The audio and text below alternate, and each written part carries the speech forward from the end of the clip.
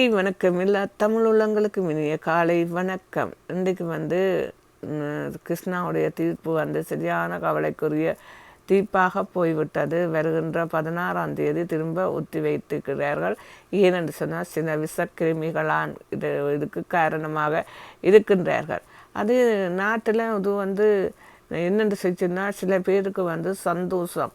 அந்த சந்தோஷம் என்னென்று செஞ்சுனால் ஒருத்தனை கீழே தூக்கி போட்டு மிதித்து அவனும் மேலே மிதிஞ்சு மேலே அதை சிரிப்பவர்கள் நிறைய பேர் இருக்கிறார்கள். அதை சந்தோஷப்படுபவர்கள் நிறைய பேர் இருக்கிறார்கள். சில பேர் சொல்கிற உண்மையாக நான் முந்தி அங்கே எங்கே இருந்தேனாண்டா இந்தியாவில் இருந்த முட்டம் அந்த இந்தியன் மக்களுங்களை சொல்லுங்கள் அரக்கர் கூட்டம் என்று. நான் அப்போ நினச்சேன்னா ஏன் எங்களை இப்படி அரக்க கூட்டம் என்று சொல்லுதோடு நான் சில நேரம் அங்கே கோயிலுக்கு போயிட்டு தச்சல அந்த விபூதியை மெட்ட கையில் வாங்கினேன் இடக்கையில் வாங்கினேன்டா சில மக்கள் என்ன அந்த ஐயாவுக்கு முன்னாலே சொல்லும் அரக்க கூட்டம் இங்கே வந்துட்டுதலண்டு.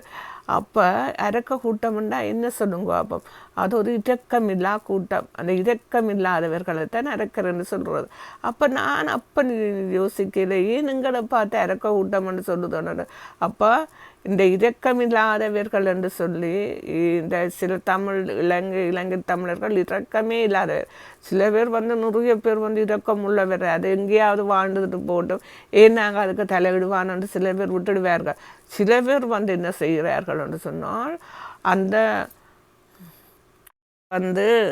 கவலைப்படுவதையும் அவர்கள் கீழே விழுந்து அவர்கள் தோற்று விட்டார்கள் என்றதையும் என்ன செய்கிறார்கள் என்று சொன்னால் இவர்கள் பார்த்து சந்தோஷப்படுகின்றார்கள்.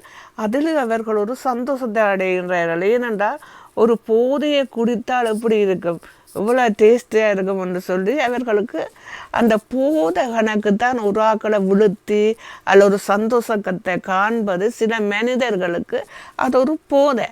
அது யாராலும் அடிக்க முடியாது. இது இறைவன் தான் பார்த்து இனி இறைவன் பார்த்து தான் இதுக்கு ஒரு வழி சொல்லணும் மொழிங்க. இது மனிதர்களால் ஒன்றும் நடக்க போகிறது இல்லை இனி.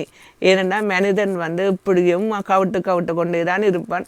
அவன் சிந்தனை முழுக்கடும் என்ன செய்யலாம்னு சொன்னால் ஒரு தானே கவுக்கலாம்னு தான் நினைப்பான். அதோட நீங்கள் பார்க்குறீங்களா இந்த பொறாமை எதிர்ச்சல் எல்லாம் தாங்க மாட்டாமல் இந்த பாருங்க பள்ளிக்கூடம் போகாததுகள் போல கிடக்குது. இந்த இதில் ஒரு ஆக்களுக்கு இப்படி கொம்மன் அனுபவம்ன்ற ஒரு டீசன்ஸே இல்லாததுகள்லாம் அந்த கொம்மனுங்களை எழுதுகள் பாருங்களேன். ஒரு நல்ல குலத்தில் பிறந்தவர்கள் இப்படி ஒரு கொம்மனை எழுத மாட்டுறாரு. எங்கேயாவது சொல்கிறது சொல்லிக்கொண்டு போட்டுமே என்ன நினச்சி கொண்டு இருக்குங்க சிலதுகள் அந்த கொம்மனெல்லாம் எழுத மாட்டுறார்.